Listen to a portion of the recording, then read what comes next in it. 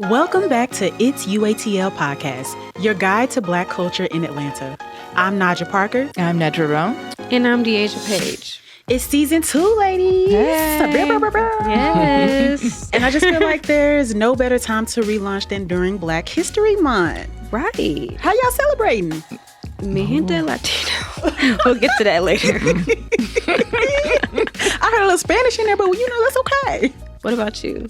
Just working on these Black History Month stories. That's a lot this year. Did you have a lot? I had a lot. Yeah, I had quite a few videos, but I know that's something we'll get into later too, because we're always celebrating Black History Month all year long, but especially in February. All right, y'all. So today you'll hear from Mayor Andre Dickens, who ahead of the World Cup spoke to UATL about Black Atlanta's past, present, and future. We'll give you some big names that are coming to this year's Atlanta Jazz Fest. We'll also tell you about a Black culture obsession that's been living in our minds rent-free. But first, the rundown on Black culture news in Atlanta and beyond making headlines. So I'm guessing y'all have heard about the lineup for this year's Atlanta Jazz Festival. It is star-studded. We have Kamasi Washington, The Roots, PJ Morton, who are all Grammy winners. And we're going to gather at Piedmont Park for Memorial Day weekend to watch all of this goodness. Yeah, I was kind of surprised by the lineup and how star-studded it is. What's the last Jazz Fest y'all attended? I've never attended. Ooh, Deasia. Yeah, it's just, it depends on what the weather's talking about and how it does get hot out comfortable there. I can be. I went to the one in, 2014? No, not 2014. In 2024. I was about to say 2014. How do you remember that? The one when Andre 3000 was performing, and it was quite crowded, and we had all the things. We had lawn chairs, we had a cooler for snacks and food, we had a blanket, we had to find a spot.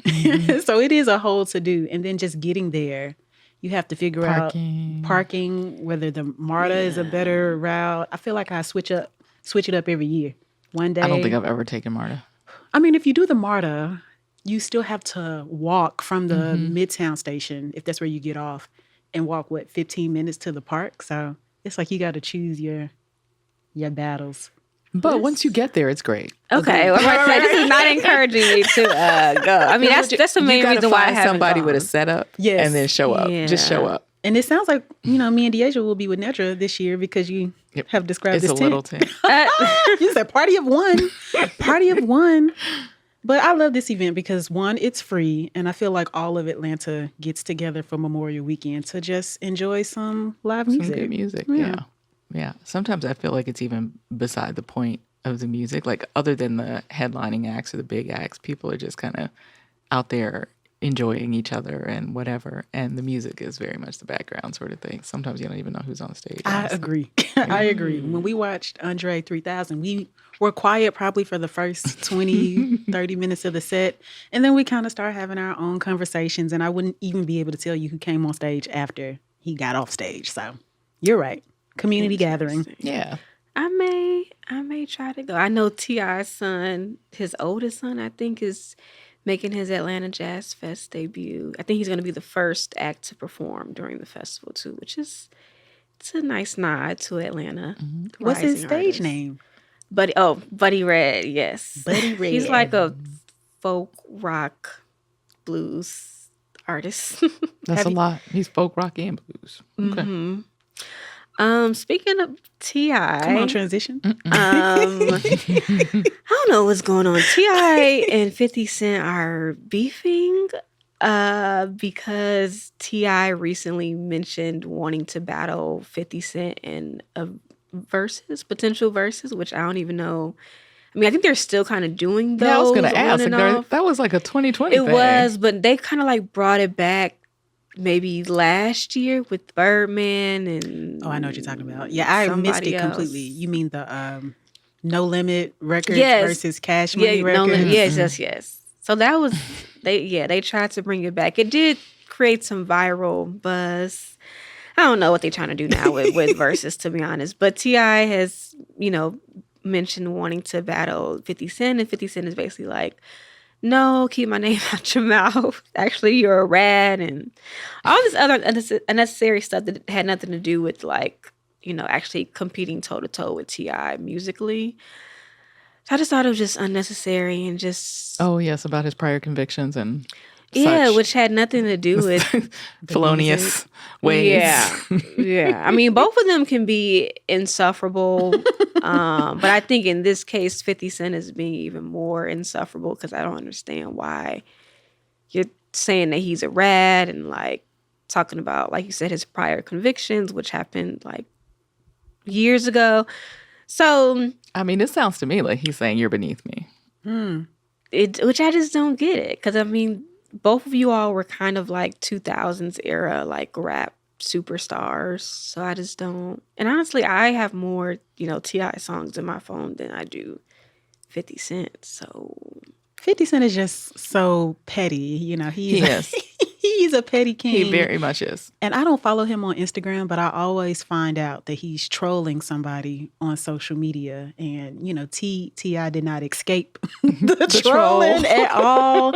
Just all this unnecessary stuff. And I think the latest was that T.I. said he has lost respect for 50 Cent after he called him a rat. So I don't know if that means he still wants to battle him in the verses or not. But I'm with Deasia. I have more T.I. songs. I guess we'll see. It sounds like me and Deasia got T.I. and Let you me know got how it nobody. goes. Let me know. If it even happens. If it I just- happens. If anyone cares. I mean, don't to be get it. honest, versus was a thing, like y'all said, during the lockdown when we were at the house because of the coronavirus. And that felt really special. It gave us something to do when we couldn't go to the club or go to a album listening party or any of the things.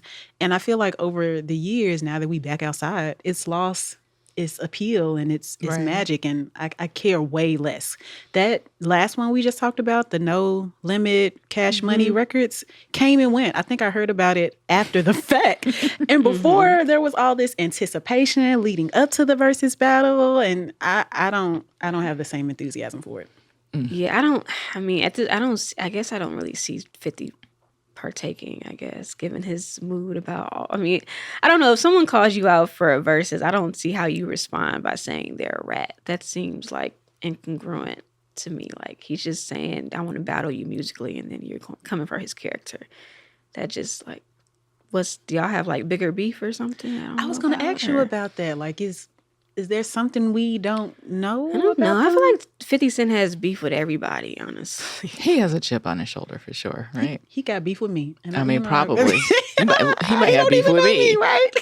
You know he a Cancer, right? That's probably the problem. And Nedra, you too. This is why I Cancer. understand Oh where my he's coming from. gosh, throw him in the You know what I'm trash. saying? This is why I can kind of relate to I see. where he's at on this. He's just like, Well, so. good luck to the both of them. Well, maybe they can hit the beach Ooh. in the spring for Orange Crush, which is coming back, but under a new name. Okay, now y'all know Orange Crush is the annual beach gathering of HBCU students at Tybee Island. And over the last few years, it's had an interesting history. Went a little crazy back in, I think it was 2023. Yep. Things got a little out of control. They kept trying to bring it back. And last year finally successfully had a calmer gathering at the beach, which was in accordance with the city. They actually sanctioned it for the first time. And then I think it was smaller. There's like 20,000 people instead of the usual, Yeah. 100,000. 100,000 plus, right.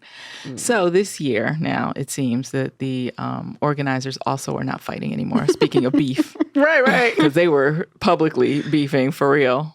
So now they are in accord, and one of them is going to host one gathering about 50 miles away from Tybee, and the other is going to host the Orange Crush Reloaded. Is that what it's called? Something see. Reloaded. What's the name of it? Yeah, he gets the one who's hosting. Crush Reloaded. That's it.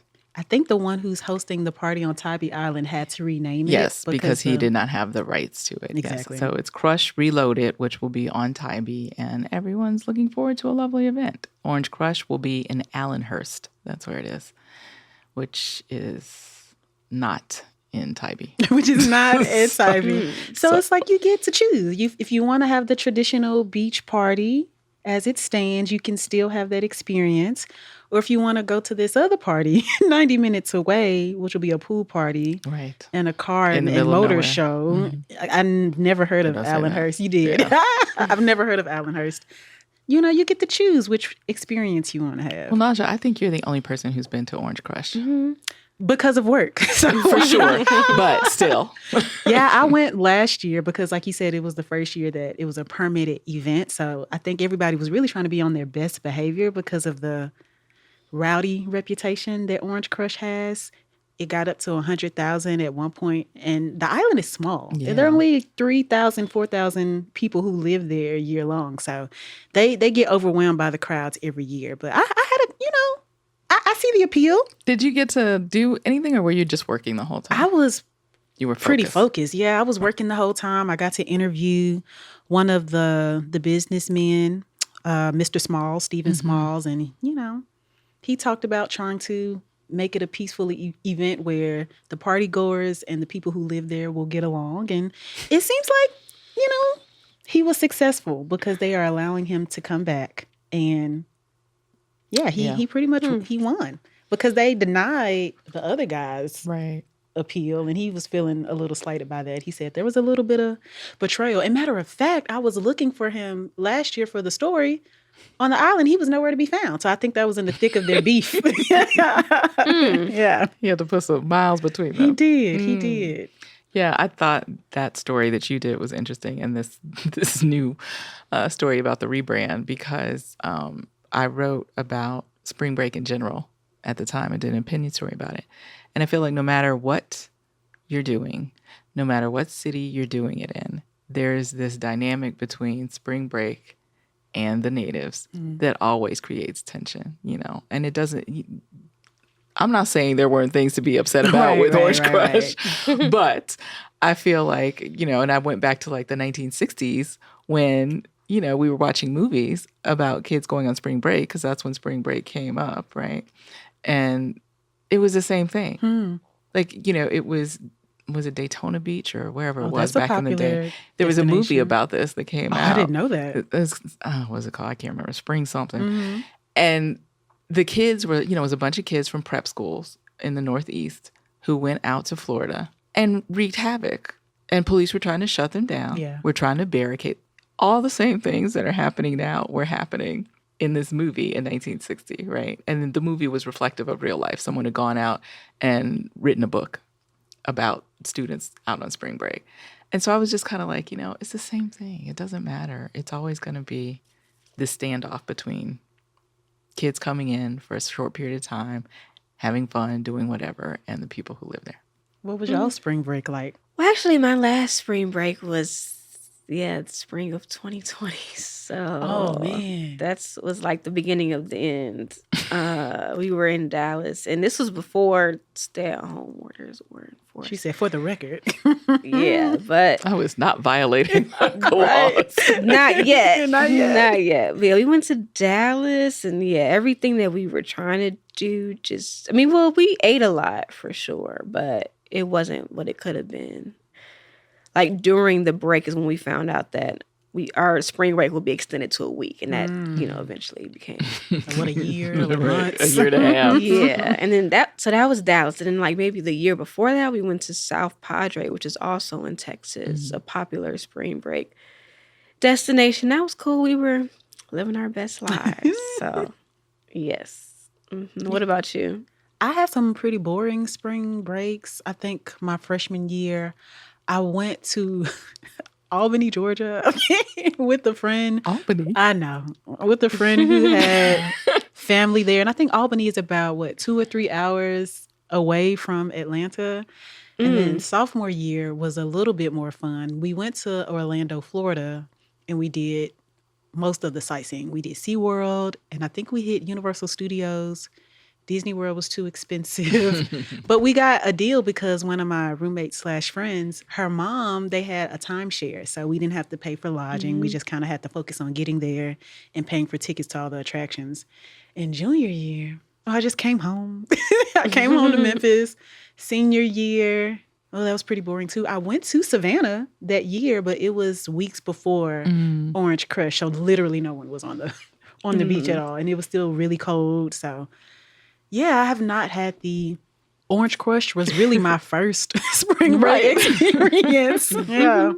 And if we need an experience, together as lovely co-hosts, let's go to Savannah. Orange Crush, here we come. Yeah. Sure. No. Crush Reloaded. Oh, Crush Right. Reloaded. Oh, God. Yeah, we're not going to Allentown, Allenville, Allen, whatever.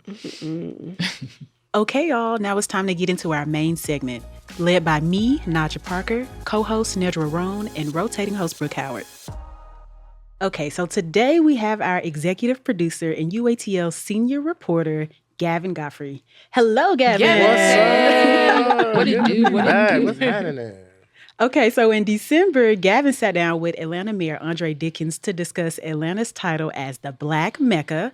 And we'll play a part of that interview in just a bit. But first, Gavin, can you just set the scene for us? Tell us how the interview came together. Yeah, so the plan was always to sit down with Andre Dickens. He's born and raised here from Adamsville on the west side. And so it made sense to pose this question and have this conversation with the dude I like to call Dre Pete.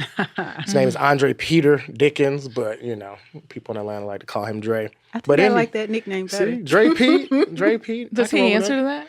I didn't really try it out. Right. Wasn't quite sure what the vibe was gonna be off the top, but he eventually warmed up. But what was cool to hear from his press secretary, who is known for being a little tough in terms of getting in contact with the mayor, is that he never really gets the chance to sit down with black journalists, let alone a black journalist from Atlanta. Interesting. And so I'm he was surprised by that. Yeah, Right. he was. It hadn't been something that is a frequent occurrence as far as local journalism goes, and so they were open to that.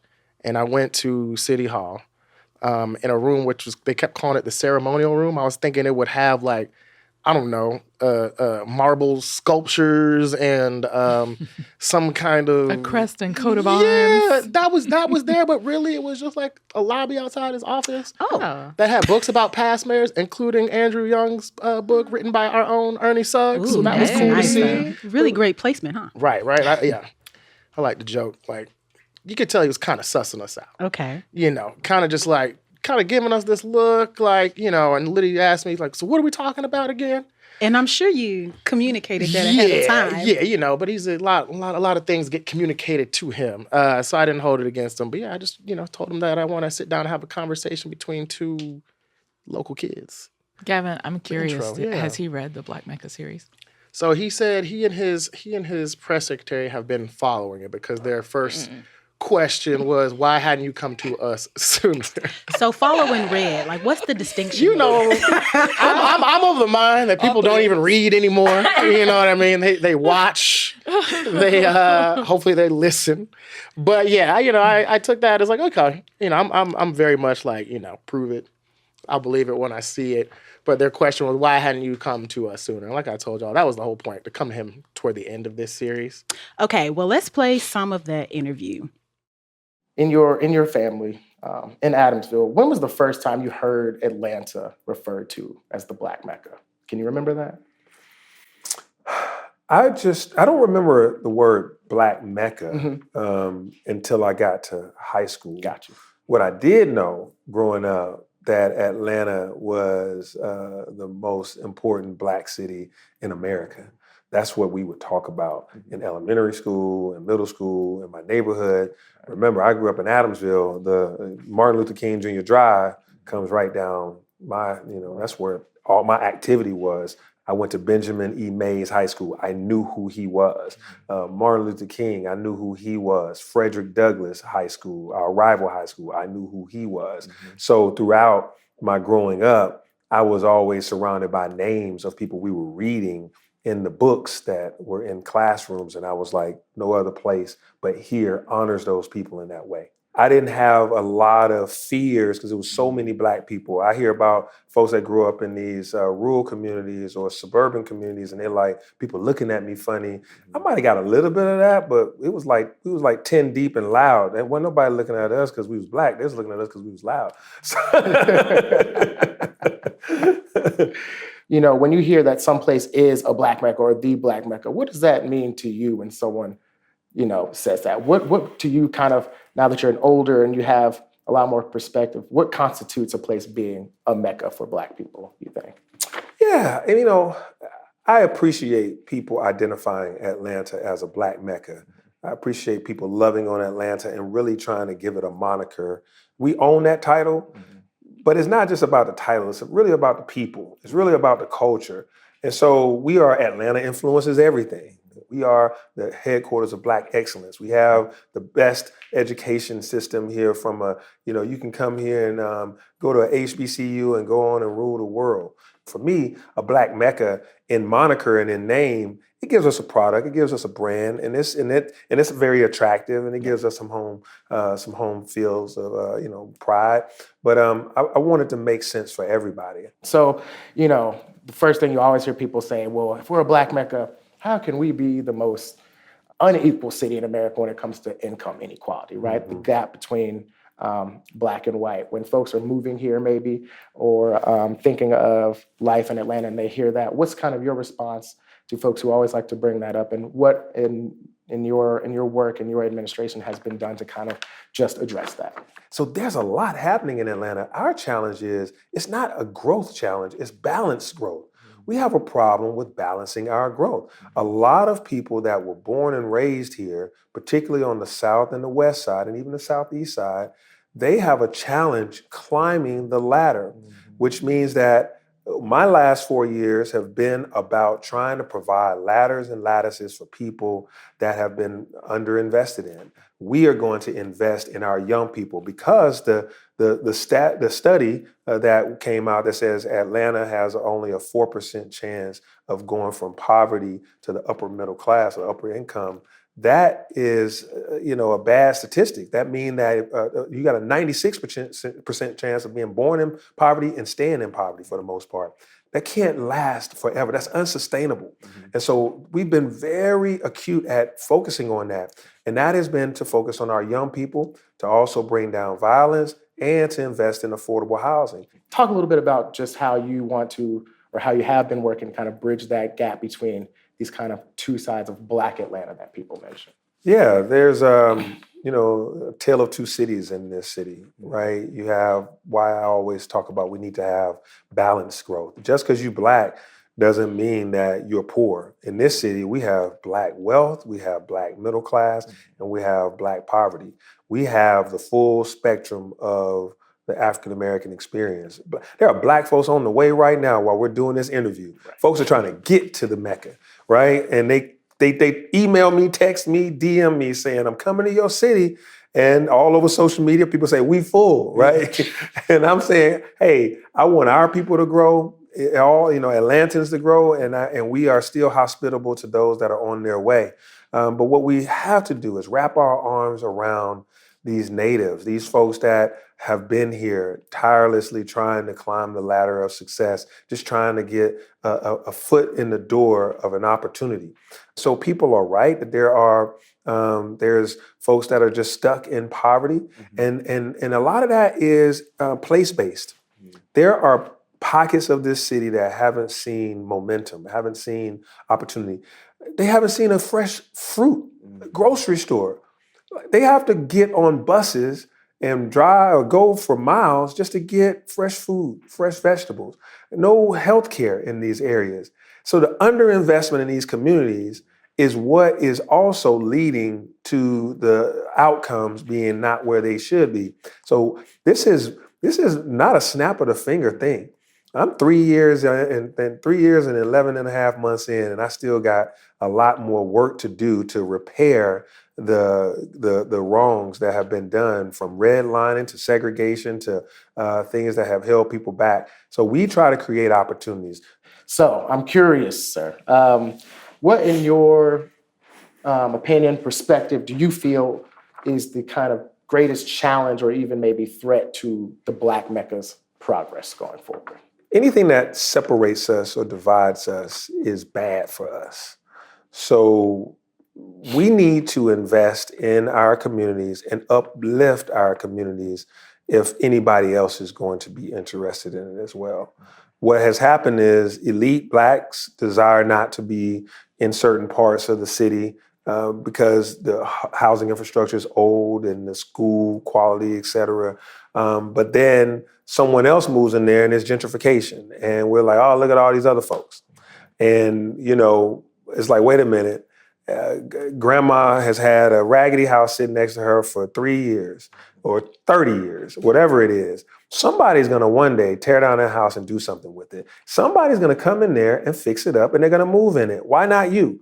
Why not you, recent, Spelman or Morehouse or Georgia Tech or Clark graduate? Why not you? Why not you, person that just got, moved to Atlanta and got this great job that, it's going to be somebody. And what we're finding is that once somebody else does it, then other people start talking about, look at what they're doing. They changed that neighborhood. So this neighborhood reinvestment initiative is about investing in these neighborhoods that have been underinvested while preserving the current residents, to have anti-displacement opportunities, to rehab the senior citizens' home and keep them in those homes, and to make sure that the dilapidated properties, the empty lots, the abandoned properties, the broken down commercial areas can get revitalized with local business investment, with community-focused opportunities, support mechanisms for making people healthier and kids more educated, and to have quality jobs. There's no hospital on the south side of Atlanta, none. You can ride for 7 miles and only get one grocery store on Campbellton Road, no grocery stores on Donnelly Hollowell.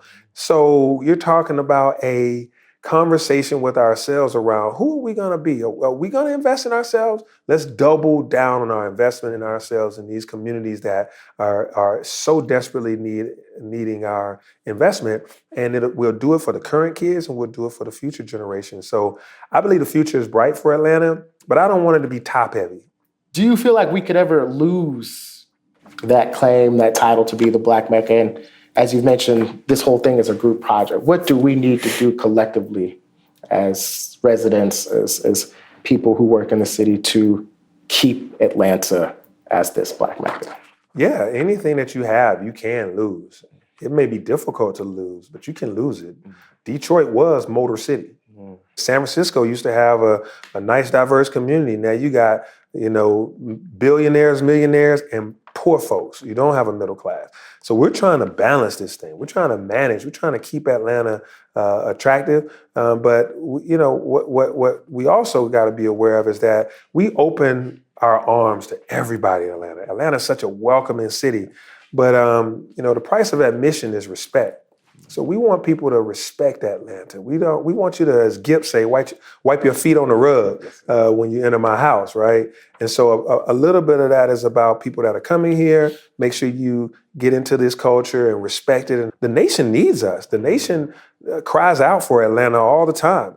When with a culture centered, conscious of a lot of places. When the world looks for civil rights, human rights, when they look for Black economic inclusion, they call Atlanta. They certainly call City Hall, because the phone blows up with, what are y'all doing right? How did y'all go about this with the bringing down violence? How did y'all do this with the Year of the Youth? How did y'all do all this affordable housing?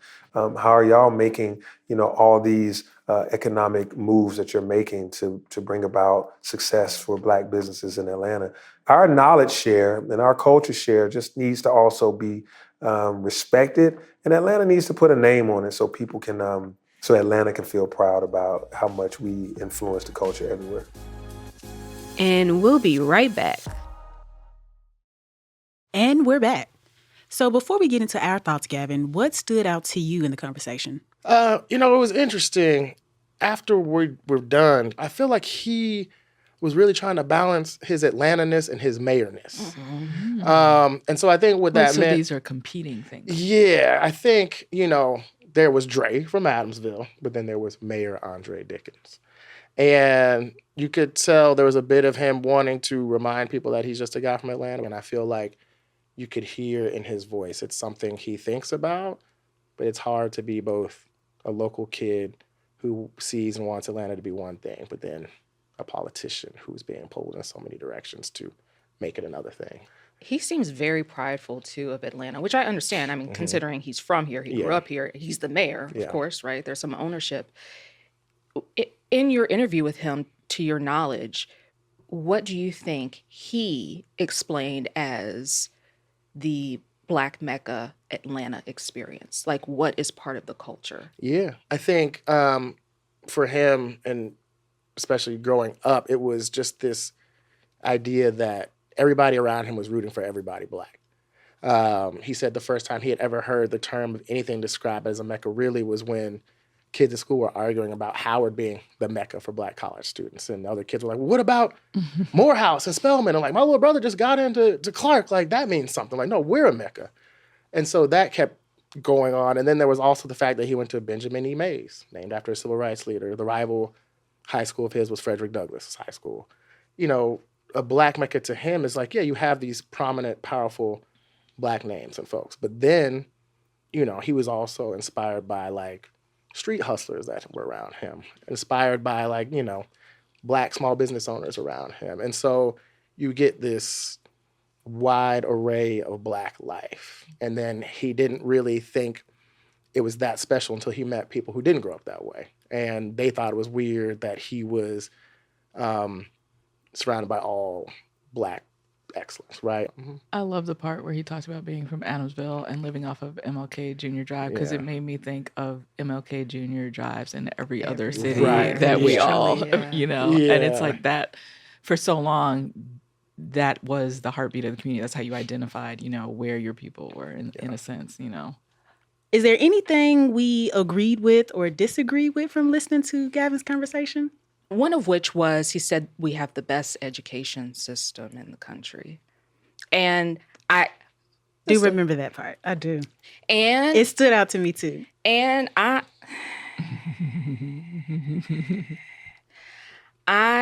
not railing on the education system. I highly respect them. Very much so, especially considering the HBCU culture here. But it's a little difficult for me if I want to study something as a Black woman in like a master degree level. Spelman would not be an option. And I find that to be very limiting. Like, okay, if I want to go further in politics, what is it about us as Black women? Like, we are not almost capable of going to that level. Why aren't we allowing for our Black women to have a master's program at the college? Why is it just a college? Why haven't we extended it to a university? I'm sorry, I know you're a Spelman grad. Don't hate me. Don't hate me. I'm not hating you. Never. I can never.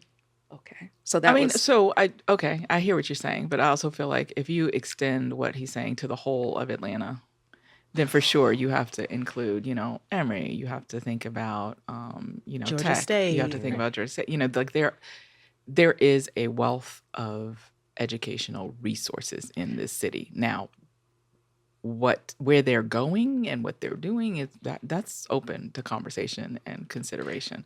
But I do believe there is a groundswell of opportunity in the education sector here in Atlanta. You know, Ernie Suggs wrote about this very topic for the Black Mecca series, and you know what he found was Atlanta itself still is a Black Mecca for Black college students, but that wasn't maybe to how you kind of read Dickens' response was it wasn't confined to just HBCUs. Like we're saying, Georgia State has every HBCU in the city looking over its shoulder because there are more Black students there. They offer all those graduate, continued education programs that you're mentioning. And their nickname is like the unofficial HBCU. Right? Yeah. Right. And Kennesaw State is on its heels. Yeah, it's true. Don't even lie. Kennesaw State has a first-year Black head coach who took them to heights in football that no one has ever seen.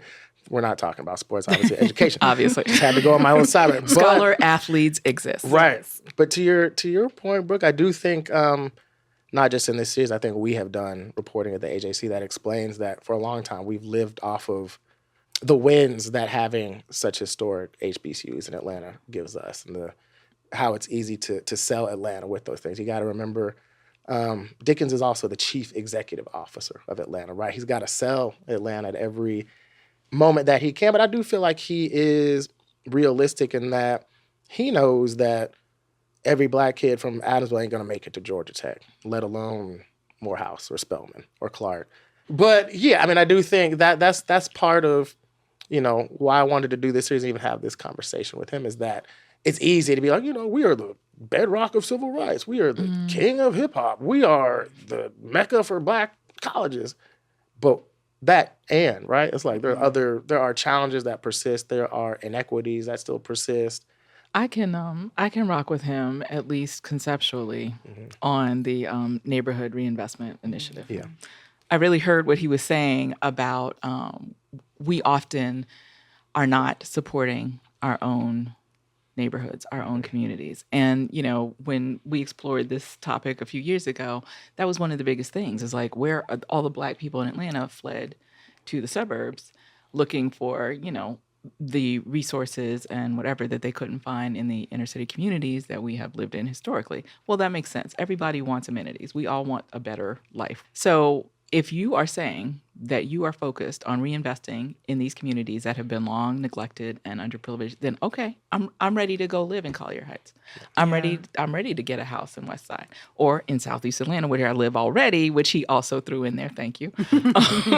He said West, South, and he said and Southeast. Thank you. I think that's something that we have to acknowledge among ourselves as well. It's like, if we say that we want these strong communities, we have to be part of building those communities, and we have to be present in those communities. So I can appreciate that. Yeah. I mean, he did say, when I spoke to him, we're so quick to call out the fact that someone who doesn't look like us moves into these spaces, and then we call it gentrification. And he's like, well, you went to Spelman, or Morehouse. Clark, you have the means. Why not you? Why didn't you go into that space? I'm curious to know your thoughts on his idea of this tale of two cities. Because I asked him about, it is a Black Mecca for some, right? Like if you have the means, the education, the resources, you can thrive here. But there's so many people living in poverty here. He wrote an op-ed for us where he notes the statistic that, a kid born into poverty here in Atlanta has a 4% chance of making it out, which he, was quick to remind me. That means you have a 96% chance of staying in poverty. I was like, yeah, I know some math. But I appreciated that he even said, there are, as he called them, elite Black folks who won't even set foot in these neighborhoods we're talking about. They don't want to be in them. They don't want to invest in them. And I feel like that has always been the challenge of Black Atlanta. How do we get the two sides, so to speak, to come to an agreement to make collective efforts to improve Atlanta? So for me, I feel like there hasn't always been the promise of change, In some places, I'm not going to call out any names. It's outside of Atlanta specific, there are promises made that are not delivered. And so even when you have at some point attracted people who are of the ilk that you're looking for, let's say, then they lose faith.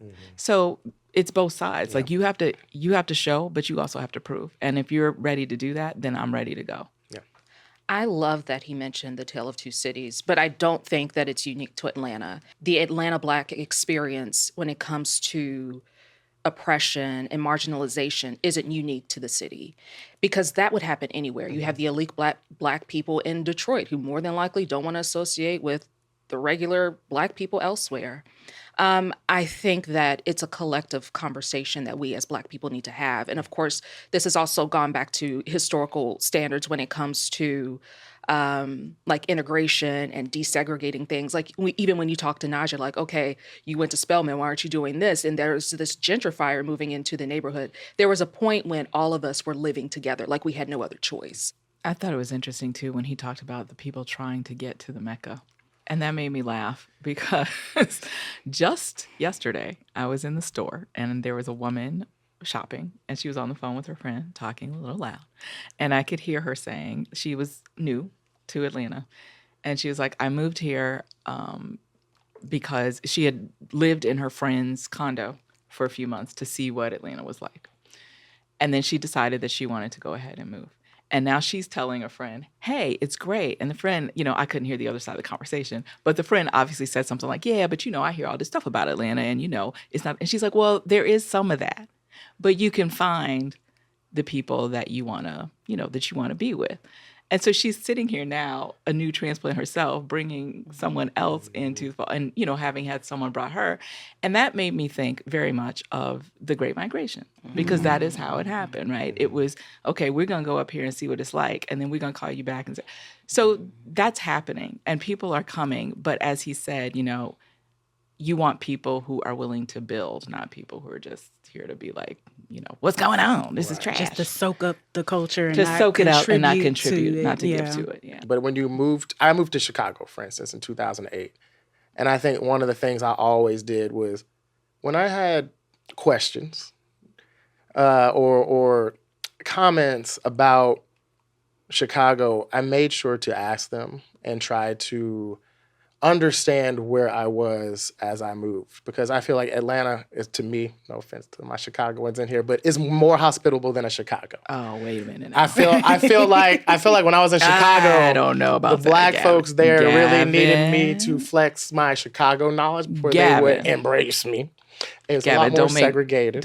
They do that here too. Like, Yeah. people have questioned. But I think his point also is that it's the transplants, and I think Nedra mentioned this as well. Like, if you're going to come here and you want to actively engage in the community and be a part of it, that's one thing. But I think he's gone on rants about this on social media before. People who come here and immediately start complaining about what Atlanta doesn't have, what Atlanta isn't. And he's like, that's cool, but you moved here. So Something drew you. as we say, to quote Goody Mob, if you don't like where I stay, fly away. Right. He said the price of admission is respect. And I agree. Yeah. But I think the other part of that thought is, just because you don't agree with something does not indicate disrespect. Right, exactly. And it doesn't indicate that you are not willing to roll up your sleeves and do the change. work. Right. Yeah. I think, and that also to the point of, I think people who come here and think, oh, I just got here, so everything should happen to me, right? Black success should find me. Black community should find me. No, you have to engage. And these are the people we're talking about. It's like, you don't just come and insert yourself and be like, oh, what happened? Where's the Mecca? Right. Yeah, exactly. Did you do something? Like, what are you doing? How are you contributing to the Right. Mecca? Why? Or how are you making it the Mecca? Yeah. But I appreciate, we need to have a Brooke Howard, because I think you can't really have honest conversations about wherever you live without calling out, as we like to say down here, warts and all, right? You got to talk about what ain't great, because how would it ever get better? But you even just with the series in general have received some of the feedback that Brooke has gotten that's kind of negative. Like, oh, why are you calling us out for the things that we don't have? Yeah, I mean, people don't like you talking about it. Even if you're from here, they don't like you talking about it, right? And this is where I have an issue, because I feel like, in his most honest moments in that conversation that you had, he did say, okay, these are some things. There are no grocery stores in some neighborhoods. There's no hospital on the south side of Atlanta. So, okay, you know it. If I say it or Brooke says it, it's the same thing. Right. But we're doesn't matter. anti-Atlanta. It doesn't matter. We're not from here. We all are in accord that this needs to change. Yeah. And we're all willing to do something to change it. Where do y'all feel like government and culture kind of collide in all of this? Ooh, I mean, I think I would like to see the government focus more on government and not so much culture, right? We hear a lot of culture. We hear so many elected officials and people with power in this city talk about Atlanta's culture. That's cool. We're all very much aware of it. You know what I mean? We got that part, but to some of the comments. But let the carriers of culture carry the culture. Right. Let the carriers let you can be guys- here for something else. Right. Like stay in your lane. Yeah. I mean, right. That's what it was giving. I mean, But play your part, I guess. Right. We're all contributing. We all in have our- a part. Right. Yeah. We all have a part to play. Yeah, I mean, I want to see the governors and such talk about where they're going to put more grocery stores, where that fresh fruit is going to go, where those hospitals are going to go. Culture to me is just a blanket term to try to maybe not ignore, but not give more attention to the other things that really matter, that drive our everyday life. But I mean, I feel also that in so many ways, governmental entities operate under a cloak of darkness. And it's you don't know. Even us being in the position that we're in, we don't always get answers. We don't always get response. And okay, I understand that that's what politics is. But for once, I would love to see, especially a city leader and a city leader a place like Atlanta saying, this is transparency. This is what's really happening. This is what I can and cannot do. This is what, I'm up against. I want to hear that. And I don't feel like we always hear that. I would love for Dre Pete to sit down with us and be like, you know what? This is the thing that's really a bug in my whatever. Mm-hmm. And I don't know what to do about it. Like, I want him to say that. Yeah. I don't know what the hell to do about it. Yeah. So I do feel like there has to be a little more exchange or something. I don't know. Yeah. That sounds like a dream, what you described. I don't know if I've ever seen that type of transparency. I mean, it will help us understand what you're up against. Yeah. Yeah. Are there any, after your conversation, Gavin, are there any developments in Atlanta that you are excited about? I mean, I'm curious to see, because there aren't really necessarily actual physical developments for it, but I'm curious to see how the World Cup rolls out next year. We've even done reporting at the AJC that, nearly 30 years ago when the Olympics were here, those games hurt Black folks just as much as they helped. And so, one thing I asked him about was like, how do we not repeat those same mistakes? What's being done? And so, he wanted to make the point that we didn't build any new stadiums. So this time we didn't have to force anybody out of a neighborhood. There were people calling out the fact that we kind of maybe shipped some of the unhoused population away to appear cleaner and leaner. I don't want to see that this time around. I want to see how, we have asked for this global audience to come into our backyard. Will we maintain all these new shiny hotels we've built up? All these institutions that we've enhanced or made better. I take Marta to work every day, and the 5 Point Station has all these little, LED lights and things going on. I'm like, is this going to make the train get here faster? Yeah. You know what I mean? Or does it just look good to folks coming from, Cape Verde to watch their team play? Because I think one part in our conversation that we didn't discuss that because, there's a lot to talk about. But what I said there was a lot of Black folks who felt like they didn't get to cash in during the last Olympics. The World Cup is set to bring $500 million to $1.5 billion to this city. And so I said, what do you say to Black folks who felt like they were left out the first time? He went on this whole thing about, it can't be you print up 700 T-shirts with the Olympic logo on them and stand on the corner trying to sell it. He's like, that's not a real economic, boon for the city. But we have created. That's a good point. Right. Atlanta, we love T-shirt vendors. I can't tell you how many dudes off the corner I bought a Freaknik shirt from. But, they've created this entity, this directory called Showcase Atlanta, where all small businesses are supposed to put themselves in the database and get looped in on communications on how to cash in, because he said he wants, opportunities not just to come to Black folks in Atlanta, but the metro area. That was a point that came up as well, is that like what makes Atlanta unique as a Mecca is that it has expanded into the metro area, right? People in Clayton County, people all the way down in Fayetteville, they claim Atlanta because they want to feel that connection to everything that's happening in the city proper. And so I think, and also in terms of development, I was talking about this with our editor-in-chief, Leroy Chapman. What's Andre going to do next? But he'd be outside, though. So they're open to so many different events. I wanted to bring that up. I got an outside Andre Dickens story. Oh, what? So, We're ready. Outcast bobblehead night for the Braves a year or two ago.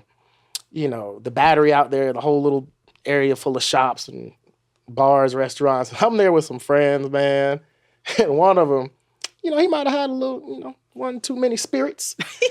But he looks over and he goes, hey, man, that dude over there looks famous. And we all like, what dude, bro? And we look over and there's Andre Dickens wearing his Outcast Brave Fusion jersey from Bleacher Report that they made. And he's sitting there with his folks. And our homeboy just goes, so who is he? He said, that's the mayor. He goes, wow. Bet, I'm going to take a picture with him. And he runs over there and grabs Andre Dickens and takes a selfie. I swear to God, it was like they took like a smoke bomb, threw it on the ground, and once the smoke cleared, he was gone. Like Andre just disappeared. His folks grabbed him, took him out. But I was like, yeah, bro, it's 11 something. Yeah. And wait, so he got the selfie or he didn't? My boy got the selfie. Oh, he did. But right after. But Dre Pete got gone. After said selfie because he realized he was outside, maybe a little past, mayoral school hours, I guess. But Yeah, to Brooke's point, that man he's He outside. So whatever he does, we might see it. Well, how do you think he's like perceived by the city? Because, you know, He be outside. he outside. Yeah. I mean, I think there is, again, those two Atlantas. I think Black folks of means, Black celebrities, we see him really tapped in with folks like Dungeon Family. He was at the Grammys with Killer Mike when he swept a couple years ago. Those folks love them some Dre, right? But I still think there's a contingent of people who were like, but what is Mayor Andre Dickens doing for us? But people want to see him, just like he said, he got to see Black politicians like in his neighborhood, in his community. They want to see him do the same thing. And I think for some people he does, for some he doesn't. But I feel like the perception, at least from folks I'm around and from reporting I've seen, like any mayor, you know what I mean? It's a lot of love, there's a lot of hate. And on both sides, I think it can be warranted. So, Got 4 years to see how that 4 more years to see how that rolls out, don't we now? Yeah. Well, Gavin, thank you for coming back to the show. We appreciate you as always. Thank y'all. Asking Atlanta, dude. Yeah, right. Hey, man. Hey, actually from here. Grew up. Hey. All right, before we let y'all go, we want to introduce y'all to our new segment, Rent Free, where we talk about a Black culture story taking up real estate in our minds.